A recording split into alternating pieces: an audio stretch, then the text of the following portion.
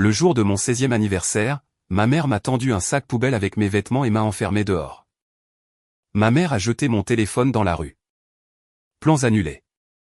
Débrouille-toi. Mon père a vendu ma voiture. Le titre de propriété était à mon nom de toute façon. Ma sœur m'a fait un signe de la main depuis mon ancienne chambre. J'ai enfin mon espace. Ils ont annulé mon assurance et pris mes économies pour l'université. J'ai dormi dans une gare routière. 1, 2, 3, 4, 5, 6. Jusqu'à 30 jours. Puis ils ont commencé à appeler. 35 fois par jour. Maintenant, ils vivent dans la peur. Je m'appelle Ava Morgan Whitfield et j'ai eu 16 ans, pieds nus sur le porche, pendant que ma mère me tendait un sac poubelle noir comme si c'était un cadeau d'anniversaire. Elle ne m'a pas souhaité un joyeux anniversaire. Elle ne m'a pas serré dans ses bras. Elle a juste poussé le sac contre ma poitrine et a dit que j'avais 10 minutes pour le prendre et partir avant que les serrures ne soient changées. Au début, j'ai pensé que c'était une sorte de punition. Un de ces moments familiaux cruels qui se terminerait par quelqu'un qui rit et me dit que j'étais trop sensible. Mais ensuite, mon père est sorti derrière elle avec les clés de ma voiture à la main et m'a dit que la voiture était partie. Vendue. Le titre de propriété était à son nom de toute façon. Mon téléphone a commencé à sonner dans ma poche. Probablement mon réveil qui sonnait encore pour l'école, et ma mère l'a attrapé avant que je puisse l'arrêter. Elle l'a jeté dans la rue si fort que l'écran s'est brisé contre le trottoir. Puis elle m'a regardé et a dit, plans annulés. Débrouille-toi. De l'étage, ma petite sœur se tenait à la fenêtre de mon ancienne chambre, souriant comme si elle venait de gagner quelque chose. Elle m'a fait un signe de la main et a articulé sans bruit, j'ai enfin mon espace. C'est à ce moment-là que j'ai réalisé que cela ne s'était pas produit sous le coup de la colère. Cela avait été planifié. Mes vêtements étaient faits. Ma chambre était déjà prise. Mon assurance était annulée. Mes économies avaient disparu. Et les personnes qui étaient censées me protéger m'avaient effacé avant le petit déjeuner. J'ai dormi dans une gare routière cette nuit-là avec un sac poubelle, un téléphone cassé, et aucune idée que 30 jours plus tard, ces mêmes personnes m'appelleraient 35 fois par jour, me suppliant de revenir. Avant que je vous dise ce qu'ils voulaient et pourquoi ils avaient soudainement besoin de la fille qu'ils avaient jetée. Dites-moi ceci, quelle heure est-il là où vous êtes en ce moment? Et d'où regardez-vous? Je suis curieuse de voir jusqu'où cette histoire voyagera. Le nom de ma mère était Marissa Parker, et elle avait le talent de faire passer la cruauté pour de la responsabilité. Le nom de mon père était Ken Parker, et il avait le talent de se cacher derrière la paperasse. Ensemble, ils pouvaient tout justifier si cela leur profitait. Le nom de ma petite sœur était Belle, et depuis qu'elle était assez grande pour pointer ses orteils dans un justo-corps rose, toute ma famille tournait autour d'elle. Belle n'était pas juste une enfant qui aimait la danse. Elle était le rêve. Elle était l'investissement. Elle était la raison pour laquelle nous ne partions pas en vacances. La raison pour laquelle les factures étaient payées en retard. La raison pour laquelle chaque week-end était consacré aux compétitions, aux répétitions, aux essayages de costumes, aux coachings privés et aux chambres d'hôtel près des centres de congrès. Ma mère appelait ça un sacrifice. Mon père appelait ça construire un avenir. Moi, j'appelais ça regarder ma propre enfance être échangée morceau par morceau contre la gloire de quelqu'un d'autre. Si Belle oubliait ses chaussures de danse, tout le monde paniquait. Si j'oubliais l'argent pour le déjeuner, on me disait d'être plus responsable. Si Belle pleurait parce qu'elle était arrivée deuxième au lieu de première, toute la maison se taisait autour de sa douleur.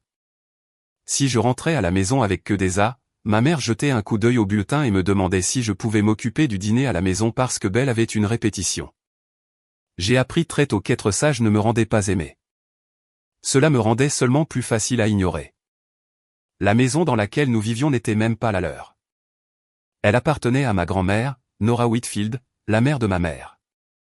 Grand-mère Nora avait acheté cette maison des décennies plus tôt, à l'époque où le quartier était calme et où les érables étaient encore jeunes. Elle nous laissait y vivre sans payer de loyer après que mes parents aient dit qu'ils avaient besoin d'aide pour se remettre sur pied. C'était la phrase qu'ils utilisaient depuis des années. Se remettre sur nos pieds, mais d'une manière ou d'une autre, leurs pieds ne touchaient jamais vraiment le sol. Il y avait toujours d'autres frais de danse, une autre urgence, une autre excuse pour laquelle grand-mère devait couvrir les impôts fonciers ou les réparations. Mes parents agissaient comme si la maison était à eux parce qu'ils y avaient vécu assez longtemps pour croire que le confort était la même chose que la propriété. Grand-mère Nora m'aimait d'une manière que personne d'autre ne faisait. Elle se souvenait de mes anniversaires. Elle me demandait quel livre je lisais. Elle me disait que j'avais le droit de prendre de la place. Mais au fil des ans, je la voyais de moins en moins. Ma mère disait que grand-mère était fatiguée. Mon père disait qu'elle n'aimait pas conduire la nuit. Belle disait que les personnes âgées étaient ennuyeuses de toute façon. Parfois, grand-mère mentionnait m'avoir envoyé des cartes que je n'ai jamais reçues.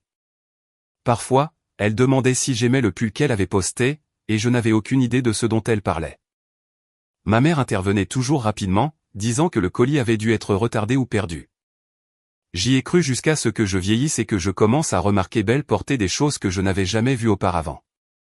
Des vestes neuves, de nouveaux survêtements de danse, de petits colliers en or que ma mère prétendait être des prix de compétition. Une fois, quand j'avais 14 ans, j'ai entendu ma mère et mon père se disputer dans la cuisine.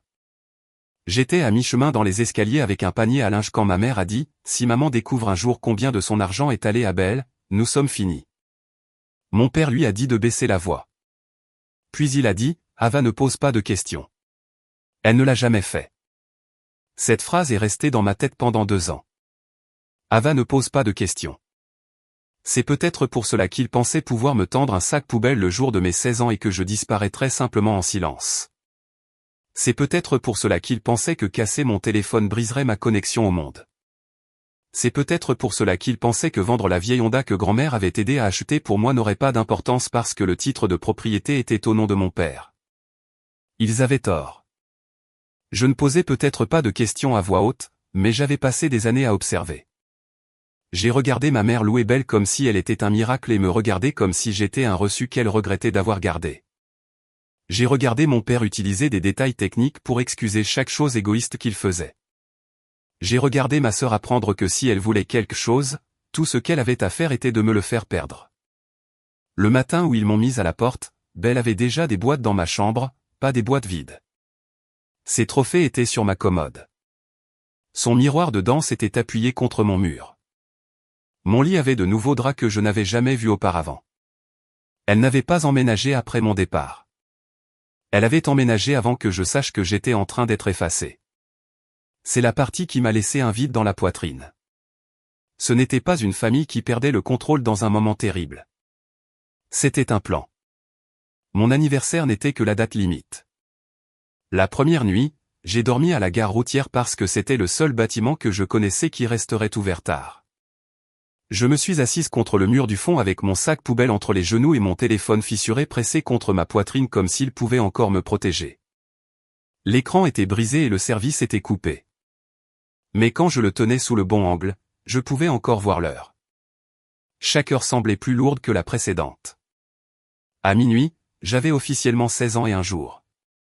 Et personne n'avait appelé. Ni ma mère, ni mon père, ni ma sœur. Personne n'a vérifié si j'étais en sécurité. Personne n'a vérifié si j'étais en vie. J'ai attendu que la culpabilité les frappe. Elle ne l'a jamais fait. Au matin, j'avais mal au dos à force d'être assise droite, et ma gorge était irritée à force d'essayer de ne pas pleurer. Je suis allé à la bibliothèque publique parce qu'il y avait le Wi-Fi gratuit et des toilettes où je pouvais me laver le visage. Je me suis connecté à mon email de l'école et j'ai fixé l'écran pendant près de 10 minutes avant de taper un message à ma directrice au restaurant. Son nom était Elena Ruiz. Elle possédait un petit restaurant de petit déjeuner en périphérie de la ville où je travaillais les week-ends et quelques soirs après l'école.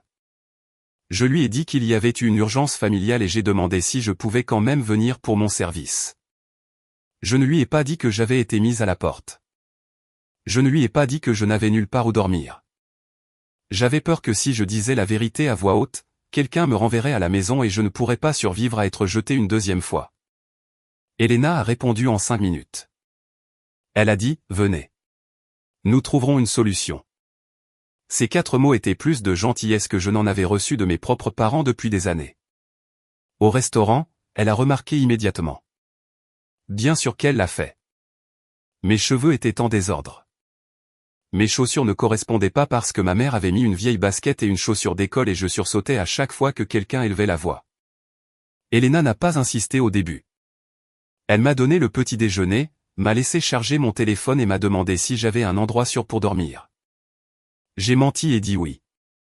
Elle m'a regardé comme si elle savait mieux, mais a respecté que je n'étais pas prête. Cet après-midi-là, j'ai utilisé l'ordinateur de la bibliothèque pour chercher des refuges pour jeunes. J'en ai trouvé un à 2 trajets de bus qui acceptait les adolescents en situation d'urgence. La femme à l'accueil m'a posé des questions auxquelles je ne savais pas comment répondre. Étais-je en danger immédiat? Avais-je un tuteur? Quelqu'un m'avait-il fait du mal? Avais-je contacté le personnel de l'école? Je n'arrêtais pas de dire que j'avais juste besoin d'un endroit pour quelques nuits. Elle m'a donné un lit, un casier, un kit d'hygiène et une pile de formulaires qui faisaient trembler mes mains.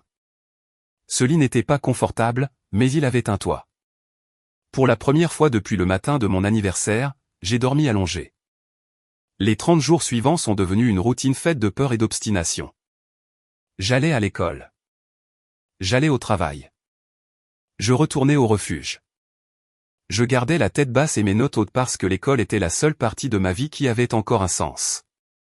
Mon conseiller, Monsieur A, a commencé à m'observer de près après que j'ai porté le même sweat à capuche 3 jours de suite. Il m'a demandé si tout allait bien à la maison. J'ai dit que les choses étaient compliquées. Il a dit que compliqué n'était pas la même chose que sûr. J'ai failli tout lui dire à ce moment-là, mais j'ai imaginé ma mère entrant dans le bureau de l'école avec ce visage froid et calme, racontant à tout le monde que j'étais dramatique, rebelle, ingrate, et j'ai ravalé la vérité. Mes parents étaient très doués pour paraître raisonnables aux étrangers. J'avais peur qu'ils gagnent. J'ai ouvert un nouveau compte bancaire avec mes pourboires du restaurant et les $72 que j'avais cachés dans une trousse. J'ai gardé chaque reçu. J'ai fait une capture d'écran de la story Instagram de Belle quand elle a posté une photo de mon ancienne chambre avec la légende « Enfin de l'espace pour respirer ».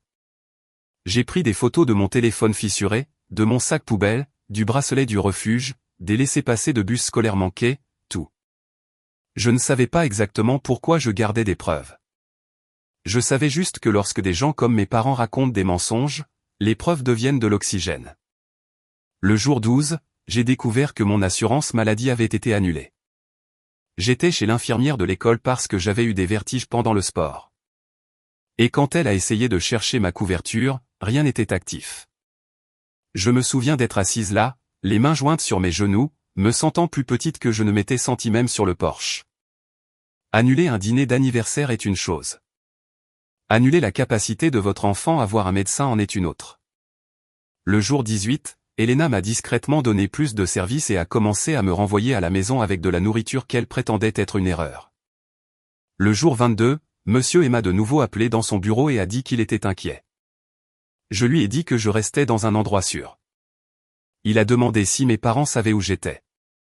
J'ai dit qu'ils étaient la raison pour laquelle je n'étais pas à la maison. Son visage a changé, mais avant qu'il puisse en demander plus, la cloche a sonné et j'ai utilisé cela comme excuse pour partir. Le jour 30, j'ai acheté un téléphone prépayé bon marché parce qu'Elena a dit que j'avais besoin d'un numéro fiable pour le travail et les urgences. J'ai donné le numéro à Elena, à l'accueil du refuge, et à personne d'autre. Ce soir-là, je pliais des serviettes après la fermeture quand le téléphone a commencé à vibrer. Numéro inconnu. Je l'ai ignoré. Puis un autre appel. Puis un autre. Le temps que je retourne au refuge, j'avais 21 appels manqués. À minuit, j'en avais 35. Et quand le premier message vocal a été lu, j'ai entendu la voix de ma mère pour la première fois en un mois. Plus calme, plus froide, mais tremblante de panique. Ma mère n'a pas commencé par des excuses. Les gens comme elle ne le font jamais. Son premier message vocal disait « Ava, ça a assez duré. Rappelle-moi tout de suite. » Son deuxième disait « Ta grand-mère demande après toi et tu es incroyablement égoïste. » Son troisième disait « Je sais que tu écoutes. Arrête de punir tout le monde. » Au 10e message, la voix de mon père est apparue, plus tranchante et plus basse. Il a dit que c'était plus grave que mon problème d'attitude. Il a dit que grand-mère Nora était tombée et était à l'hôpital. Il a dit qu'elle était contrariée parce qu'elle pensait que je détestais la famille. Et si j'avais encore un peu de décence, je rentrerais à la maison pour réparer le stress que j'avais causé. Réparer le stress que j'avais causé. J'ai réécouté cette partie 3 fois juste pour être sûr d'avoir bien entendu. J'avais dormi dans une gare routière parce qu'ils m'avaient enfermé dehors. J'avais mangé des restes de toast d'un restaurant parce qu'ils avaient vidé mes économies. J'avais marché jusqu'à l'école avec un téléphone fissuré et un sac poubelle de vêtements parce qu'ils avaient décidé que ma sœur avait plus besoin de ma chambre que moi d'une maison. Et d'une manière ou d'une autre, dans leur version, j'étais toujours le problème. Belle a envoyé un texto d'un numéro que je ne reconnaissais pas. Au début, elle écrivait comme si elle s'ennuyait. Grand-mère n'arrête pas de demander après toi. Maman panique. Puis elle est devenue méchante. Si grand-mère va plus mal parce que tu fais ta dramatique, c'est de ta faute. J'ai fixé ce message pendant un long moment. Voilà ma sœur, assise dans la chambre qu'elle m'a volée, me traitant de dramatique parce que je ne suis pas retourné en courant vers les gens qui m'avaient effacé. J'ai fait une capture d'écran. Puis j'ai fait une capture d'écran de chaque appel manqué. J'ai noté les heures dans un carnet qu'Elena m'avait donné. Je n'ai pas rappelé tout de suite. Cela peut paraître froid, mais ces 30 jours m'avaient appris quelque chose. Quand on n'a rien, l'information est une protection. Si je répondais trop tôt, ils contrôleraient la conversation. Si j'attendais, ils révéleraient ce qu'ils voulaient vraiment. Et ils l'ont fait. Vers 1h du matin, ma mère a laissé un message vocal qui a tout changé. Elle a dit, grand-mère n'arrête pas de dire qu'elle sait ce qu'on a fait. Elle est confuse. Ava, elle dit des choses sur la maison et les papiers et tu dois venir lui dire que tu vas bien avant qu'elle n'aggrave les choses. La maison et les papiers. Pas ma fille me manque. Pas je suis désolé. Pas es-tu en sécurité? La maison et les papiers. Je me suis assise sur le lit du refuge, les genoux ramenés contre ma poitrine, et j'ai senti la première pièce claire du puzzle se mettre en place. Grand-mère Nora avait découvert quelque chose. Mes parents n'avaient pas peur parce qu'elle était blessée. Ils avaient peur parce qu'elle parlait. Le lendemain matin, j'ai fait écouter les messages à Elena avant mon service. Elle a écouté sans interrompre, son visage se durcissant à chaque message. Quand le dernier message s'est terminé, elle a dit, « Ava, les adultes qui disent la vérité n'ont pas cette voix-là. » Monsieur E a dit quelque chose de similaire quand je lui ai finalement montré le journal d'appel. Il n'a pas élevé la voix. Il n'a pas agi de manière choquée qui m'aurait fait sentir comme un problème. Il a juste demandé où j'avais logé, si j'avais de la nourriture, si je me sentais en sécurité, et si je voulais de l'aide pour contacter l'hôpital. Je lui ai dit que je voulais y aller, mais pas parce que mes parents l'avaient demandé. Je voulais voir grand-mère Nora. Elle était la seule personne de cette famille qui m'ait jamais regardé et vu un être humain au lieu d'un inconvénient. J'ai emprunté de l'argent pour le bus à Elena, même si elle m'a dit que ce n'était pas un emprunt, et j'ai pris 2 bus pour traverser la ville jusqu'à l'hôpital. Pendant le trajet, mon téléphone n'arrêtait pas de vibrer. Ma mère a appelé 11 fois. Mon père a appelé 5 fois. Belle a appelé de 2 numéros différents. Je n'ai pas répondu. J'ai regardé par la fenêtre et je me suis souvenu d'avoir 8 ans, assise à la table de la cuisine de grand-mère Nora pendant qu'elle m'apprenait à faire des crêpes. Elle me laissait casser les œufs même quand je mettais des coquilles dans le bol. Elle me disait que les erreurs signifiaient que j'apprenais, pas que j'échouais. Personne ne m'avait dit quelque chose comme ça depuis des années. Le temps d'arriver à l'hôpital, j'avais les mains froides même s'il faisait chaud dehors.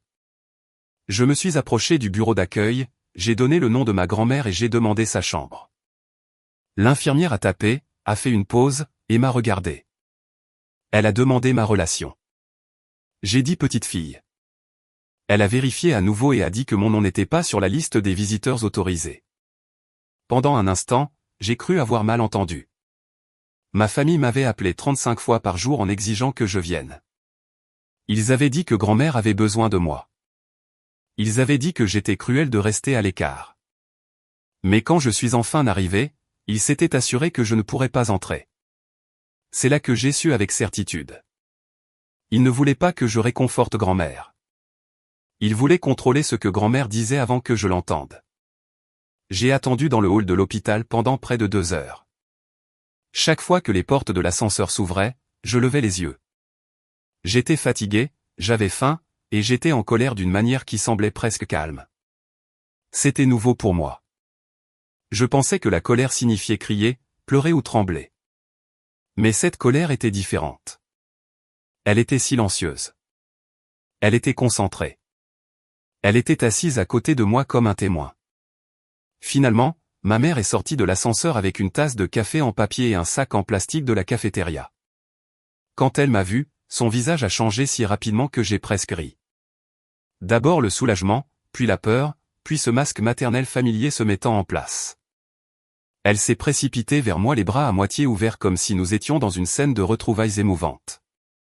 Dieu merci, a-t-elle dit. Tu es venu. J'ai reculé avant qu'elle ne puisse me toucher et j'ai dit, tu as oublié de me mettre sur la liste des visiteurs. Sa bouche s'est ouverte, puis s'est fermée. Elle a dit que ça devait être un oubli. J'ai demandé de qui était l'oubli puisqu'elle m'avait appelé toute la nuit en me suppliant de venir. Elle a regardé vers le bureau d'accueil, a baissé la voix et m'a dit de ne pas faire de scène. C'était ma mère en une seule phrase. Mettre son enfant à la porte le jour de son anniversaire, puis s'inquiéter de la scène. Elle a parlé à l'infirmière et soudain, comme par magie, j'ai été autorisé à monter. Le couloir sentait le désinfectant et le café. Ma mère marchait à côté de moi, chuchotant des instructions. Grand-mère est fragile. Ne la contrarie pas. Ne parle pas du passé. Ne l'embrouille pas. Elle a dit des choses étranges. Je me suis arrêté de marcher et je l'ai regardée. Quelles choses étranges? Ma mère a souri trop vite. Juste des propos dus aux médicaments. La douleur fait ça aux personnes âgées. Quand nous sommes entrés dans la chambre, grand-mère Nora avait l'air plus petite que dans mon souvenir. Ses cheveux argentés étaient attachés lâchement en arrière et un côté de son visage était meurtri près de la pommette. Sa hanche était bandée après une opération et il y avait des tubes près de son bras. Mais quand elle m'a vu, ses yeux sont devenus complètement clairs. Elle a tendu les deux mains et a dit mon nom comme si ça lui faisait mal de le dire. J'ai traversé la pièce avant que ma mère ne puisse m'arrêter. Grand-mère a attrapé ma main et a commencé à pleurer. Pas des larmes douces, de vraies larmes, des larmes de colère. Elle n'arrêtait pas de dire « Je suis désolée, bébé. Je suis tellement désolée. » Je lui ai dit qu'elle n'avait rien à se reprocher.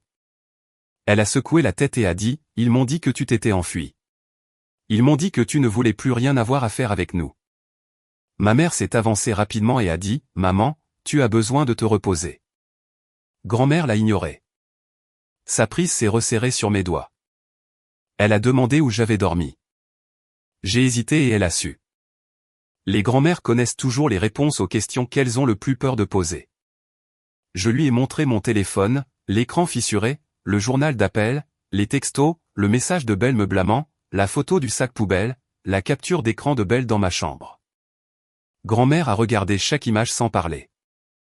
Ma mère n'arrêtait pas de dire « Ava, ce n'est pas nécessaire. » Grand-mère l'a finalement regardé et a dit « Tais-toi, Marissa. » Je n'avais jamais entendu personne prononcer le nom de ma mère comme ça. Pas en colère, pire, déçue. Ma mère est devenue pâle. Grand-mère m'a demandé de tout lui raconter, alors je l'ai fait. Je lui ai parlé du matin de mon anniversaire, du sac, de la voiture, du téléphone, de l'assurance, du compte d'épargne que mes parents disaient ne plus être le mien. Je lui ai parlé de la gare routière, du refuge, du restaurant, de l'école et de 30 jours de silence. À chaque phrase, le visage de grand-mère changeait, non pas parce qu'elle doutait de moi, mais parce qu'elle me croyait. Et me croire signifiait comprendre exactement ce que sa propre fille avait fait. Quand j'ai fini, elle a fermé les yeux et a murmuré. Je savais que quelque chose n'allait pas. Puis elle m'a raconté ce qui s'était passé avant la chute. Une voisine l'avait appelé 2 semaines après mon anniversaire et lui avait demandé nonchalamment si j'étais parti pour un programme quelconque parce que personne ne m'avait vu. Grand-mère a demandé à ma mère. Ma mère a dit que je restais chez une amie parce que je voulais de l'indépendance. Grand-mère ne l'a pas cru. Elle est venue à la maison. Mon père ne l'a pas laissé entrer dans ma chambre. Ma mère a dit que j'avais pris mes affaires et que j'étais parti. Grand-mère les a bousculés et a vu les trophées de danse de Belle sur ma commode, ses vêtements dans mon placard, son miroir contre mon mur. C'est là que grand-mère a commencé à crier. Elle leur a dit qu'ils n'avaient pas le droit de me mettre dehors d'une maison qui lui appartenait. Elle a dit à ma mère qu'elle voulait mon numéro. Ma mère a prétendu ne pas l'avoir. Mon père a prétendu que j'avais bloqué tout le monde. Grand-mère a dit qu'elle appelait son avocat. Le visage de ma mère s'est tordu quand grand-mère a dit cette partie. Grand-mère m'a regardé et a murmuré, la maison, Ava, le fond, les papiers. Il savait.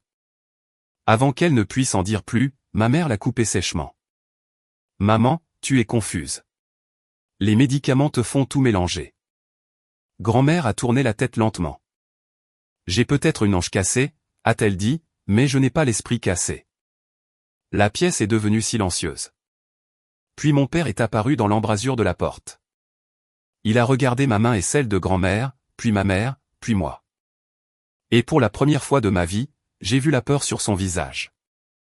Mon père a essayé de prendre le contrôle dès son entrée. C'était son habitude. Il a ajusté sa voix, baissé les épaules et a parlé comme le seul adulte dans une pièce pleine d'enfants émotifs. Ava, a-t-il dit, ce n'est pas le lieu pour des accusations. Ta grand-mère a besoin de paix.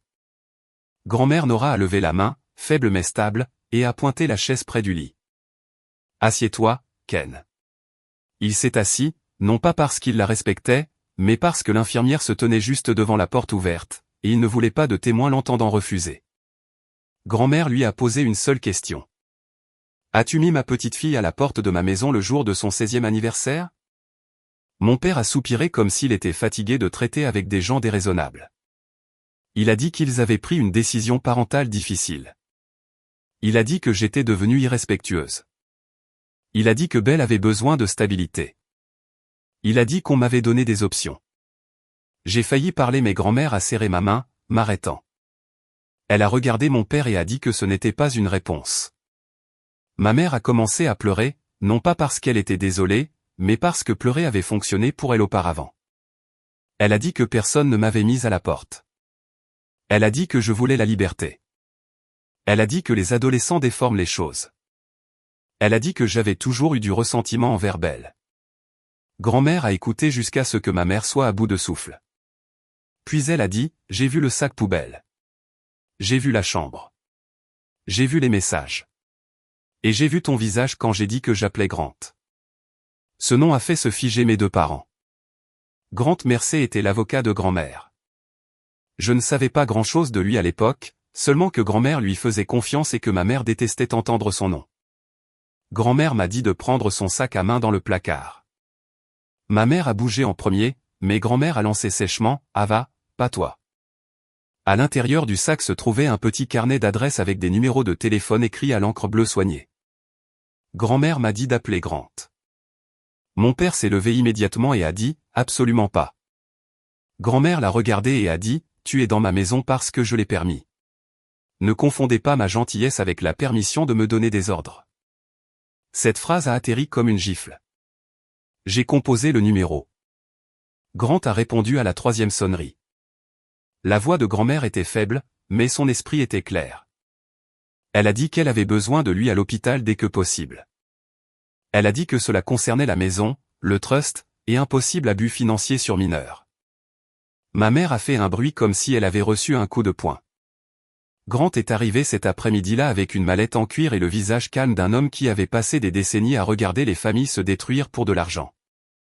Il a posé plusieurs questions à grand-mère devant l'infirmière pour confirmer qu'elle comprenait où elle était, quel jour on était, qui nous étions, et quelle décision elle voulait prendre. Elle a répondu parfaitement à chaque question. Mes parents avaient l'air malades. Puis Grant a expliqué les papiers. Des années plus tôt, lorsque grand-mère a vendu un terrain qu'elle avait hérité de son défunt mari, elle avait créé 2 comptes d'éducation, un pour moi et un pour Belle. Le mien avait commencé à ma naissance.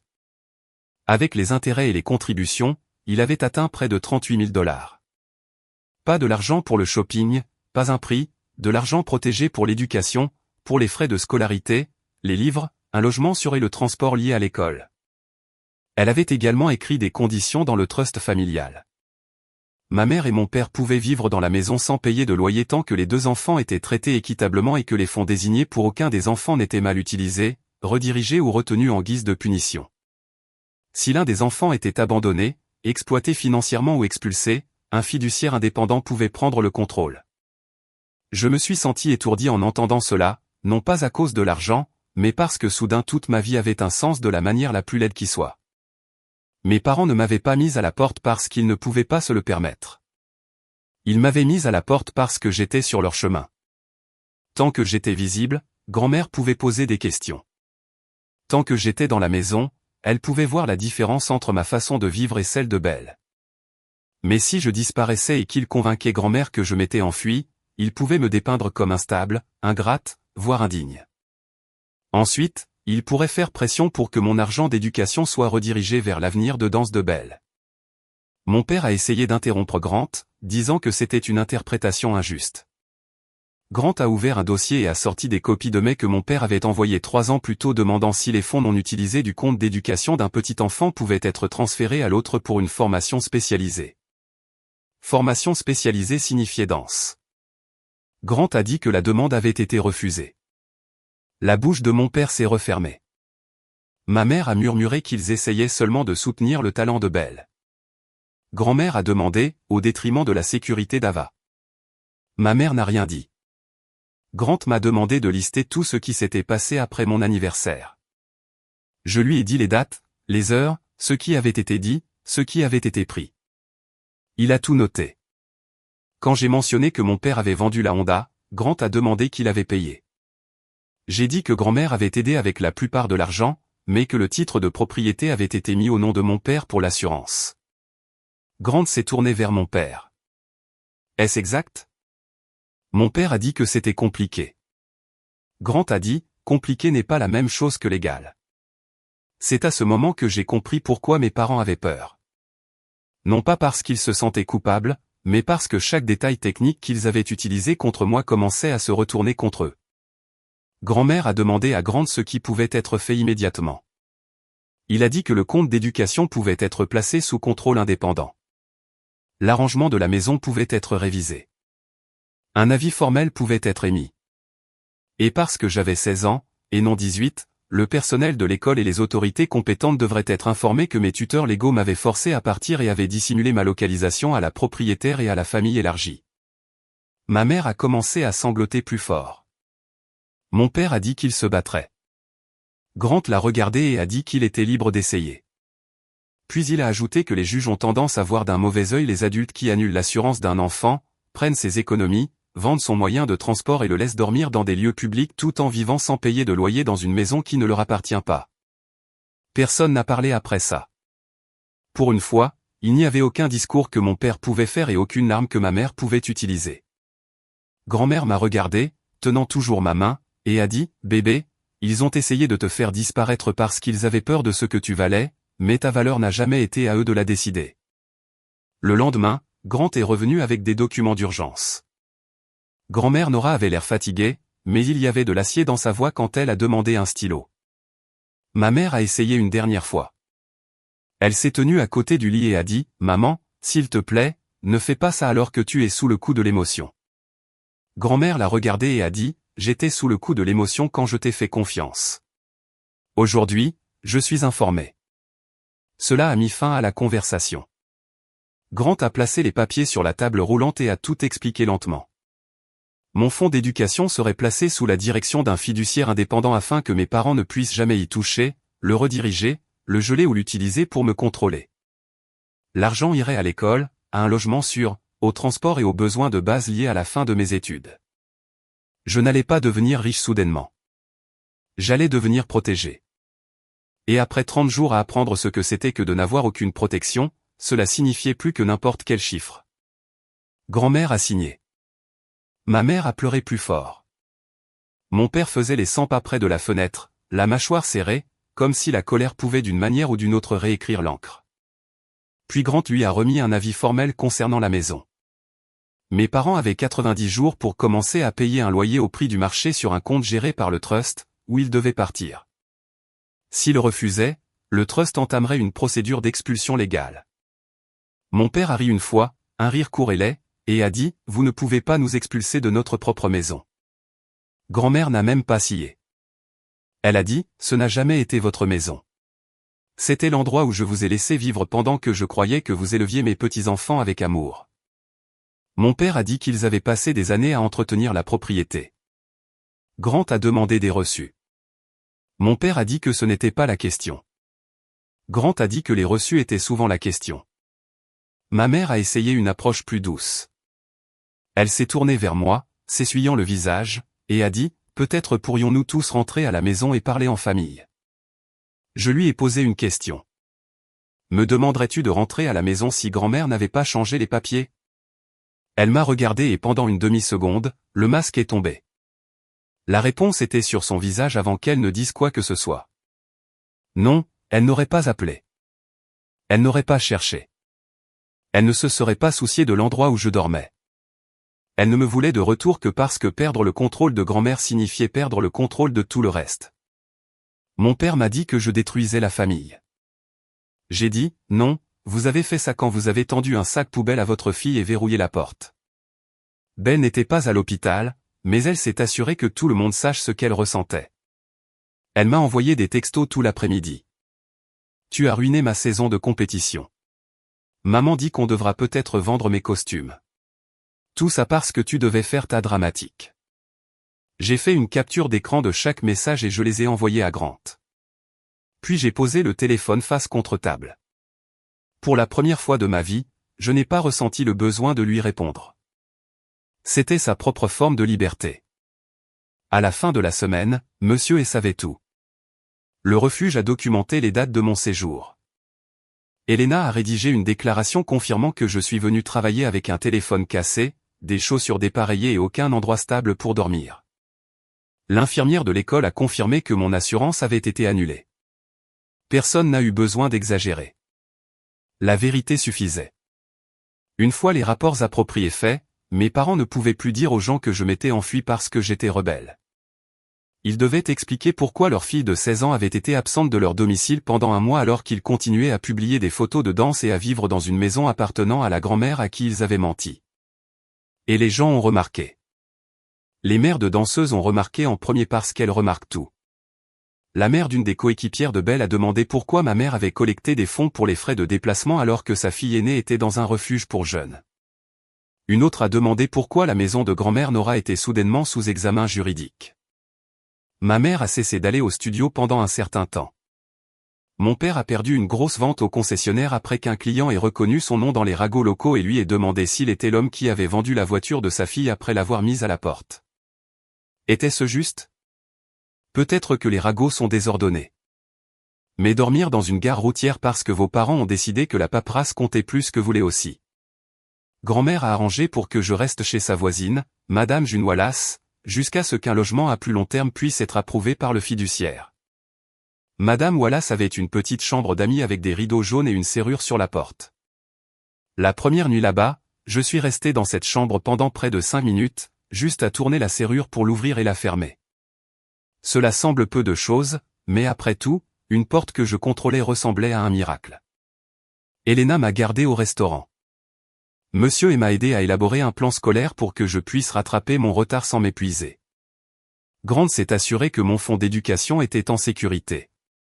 Grand-mère a commencé la kinésithérapie et a dit à chaque infirmière qui voulait bien l'écouter que les femmes têtues guérissent plus vite quand elles ont des affaires inachevées. Mes parents ont essayé d'appeler. Au début, ils étaient en colère, puis ils étaient désespérés. Ma mère a dit qu'elle avait fait des erreurs. Mon père a dit que les choses avaient dégénéré. Belle a dit que je lui manquais, mais seulement après que son entraîneur de danse ait dit à ma mère que les soldes impayés devaient être réglés avant la prochaine compétition. Je ne les ai pas bloqués immédiatement. J'ai laissé les messages vocaux s'accumuler parce que les preuves étaient devenues une habitude. Mais j'ai arrêté de laisser leur voix décider qui j'étais. 90 jours plus tard, ils n'avaient pas l'argent pour le loyer du marché. La maison qu'ils avaient traitée comme un trône est devenue l'endroit qu'ils ont dû emballer et quitter. Je ne suis pas allé les voir déménager. Je n'en avais pas besoin. J'avais déjà vu la fin dans mon esprit. Ma mère debout près de la même porte d'entrée où elle m'avait tendu un sac poubelle. Mon père tenant des papiers qui ne le protégeaient plus. Belle pleurant parce que la chambre qu'elle avait volée n'était pas à elle. Ils m'ont dit de me débrouiller. Au final, ce sont eux qui ont eu 90 jours pour faire exactement cela. Mais la vraie leçon n'était pas qu'ils avaient perdu la maison. Ce n'était même pas qu'ils avaient perdu l'argent. La vraie leçon était que ne pas être désiré par les mauvaises personnes ne signifie pas que vous n'avez aucune valeur. Parfois, les gens qui se disent votre famille ne protègent que la version de vous qu'ils peuvent utiliser. La vraie famille protège votre avenir quand vous êtes trop jeune, trop effrayé ou trop brisé pour le protéger vous-même. Le véritable amour ne vous fait pas mériter un abri. Ils n'annulent pas votre sécurité pour récompenser le rêve de quelqu'un d'autre. Ils ne vous jettent pas dehors pour ensuite vous traiter d'égoïste pour avoir survécu. J'ai appris à garder des preuves. J'ai appris à demander de l'aide à des adultes sûrs. J'ai appris que l'argent et les documents légaux comptent parce qu'ils peuvent protéger les personnes vulnérables lorsque les émotions et les promesses échouent. Par-dessus tout, j'ai appris que ma vie n'a pas commencé quand ma mère m'aimait. Elle a commencé quand j'ai cessé de croire que j'avais besoin de sa permission pour avoir de l'importance. Alors, si votre propre famille vous avait jeté dehors, puis était revenue seulement parce qu'elle perdait de l'argent, que feriez-vous ?